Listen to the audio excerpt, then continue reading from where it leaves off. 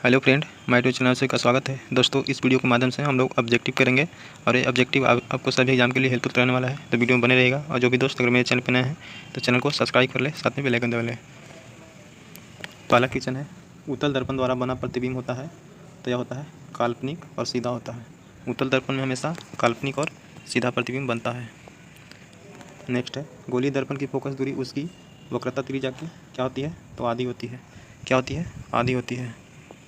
कोई भी वस्तु को अगर आप प्रतिबिंब बनाना चाहते हैं तो उस वस्तु से दर्पण की जो हाइट होनी चाहिए आधी होनी चाहिए।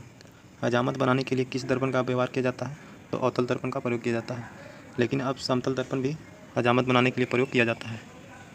आगे है, द्रव का आपेक्षिक घनत्व मापा जाता है। द्रव का आपेक्षिक घनत्व हाइग्रोमीटर से मापा जाता है, जबकि वायुमंडलीय दाब हाइग्रोमीटर से। दूध की शुद्धता किस यंत्र से मापी जाती है? तो दूध की शुद्धता इलेक्ट्रोमीटर से मापी जाती है। मोटर गाड़ी के चालक के सामने लगा होता है, तो मोटर गाड़ी के चालक के सामने उत्तल दर्पण लगा होता है, ठीक है, क्योंकि यह पीछे के वस्तु को प्रत्यक्ष रूप से बड़े साइज में करके दिखाने का प्रयास करता है। फोटोग्राफिक कैमरे का अभिदृश्यक होता है, तो फोटोग्राफिक कैमरे का अभिदृश्यक कैसा होता है? तो उत्तल लेंस की तरह होता है। आगे है, पानी में हवा का बुलबुला किस तरह कार्य करता है? तो अवतल लेंस की तरह कार्य करता है, जबकि व्यवहार पूछे तो उत्तल लेंस की तरह व्यवहार करता है।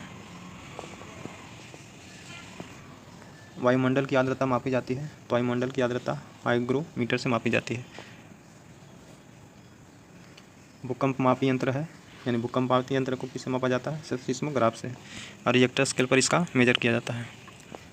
ध्वनि की तीव्रता मापी जाती है, तो ध्वनि की तीव्रता डेसिबल में मापी जाती है। मानव रेटिना पर बना प्रतिबिंब हमेशा होता है, तो वास्तविक और उल्टा होता है। कैसा होता है? वास्तविक और उल्टा, यानी मानव रेटिना पर बना प्रतिबिंब हमेशा क्या होता है? तो वास्तविक और उल्टा होता है। जब कोई वस्तु दो समानांतर समतल दर्पण के बीच रखी जाती है तो बने हुए प्रतिबिंब की संख्या क्या होती है? तो अनंत होती है। जैसे कोई दो समतल दर्पण है, इसमें प्रतिबिंब अनंत बनेंगे, इधर ही बनेगा, यह मुख्य अक्ष है, तो इससे आप जितना भी इधर जाएंगे तो अनंत प्रतिबिंब बनते जाएगा, ठीक है। हृदय की गति सुनने के लिए किस यंत्र का प्रयोग किया जाता है? तो स्टेथोस्कोप का प्रयोग किया जाता है। हृदय की धड़कन स्टेथोस्कोप से सुना जाता है। सेक्शन से ऊंचाई मापा जाता है। वायुमंडलीय दाब की माप की जाती है। वायुमंडलीय दाब किससे माप की जाती है? तो बैरोमीटर से माप की जाती है। ओडोमीटर से वायु की गति, गाड़ी की गति जो होता है ओडोमीटर से मेजर किया जाता है। सरल सूक्ष्मदर्शी में वस्तु को रखा जाता है, तो सरल सूक्ष्मदर्शी में वस्तु को कहाँ रखा जाता है? तो यह लेंस और प्रकाश केंद्र के बीच रखा जाता है। कहाँ? लेंस और प्रकाश केंद्र के बीच।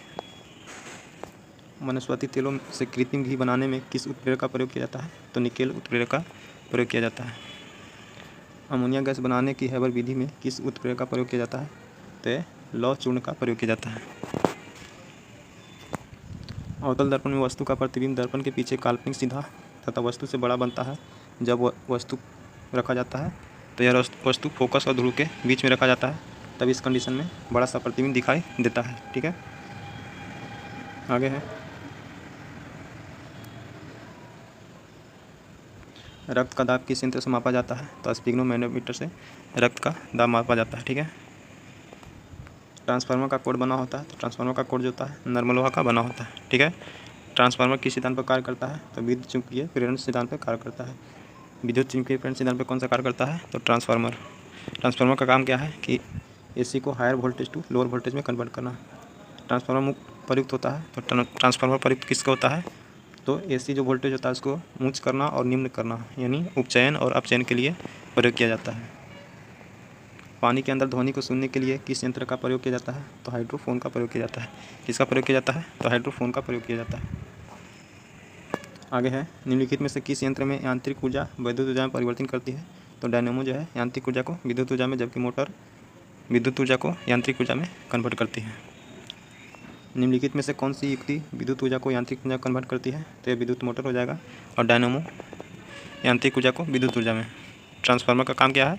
तो वो एसी करंट को हायर टू लोअर करना। रासायनिक ऊर्जा का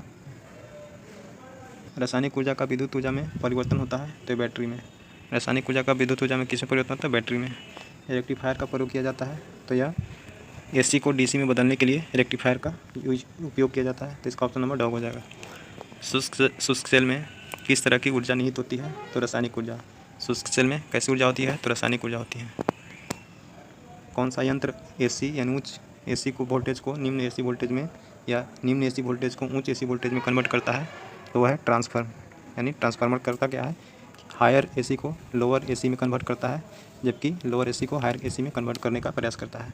दोस्तों उम्मीद करते हैं कि ये ऑब्जेक्टिव आपको सभी अच्छे से समझ में आए होंगे, और वीडियो अच्छा लगे तो ज़्यादा से ज़्यादा लाइक कीजिएगा और दोस्तों के पास शेयर कीजिएगा। ठीक है दोस्तों, मिलते हैं नेक्स्ट वीडियो में। बहुत बहुत धन्यवाद।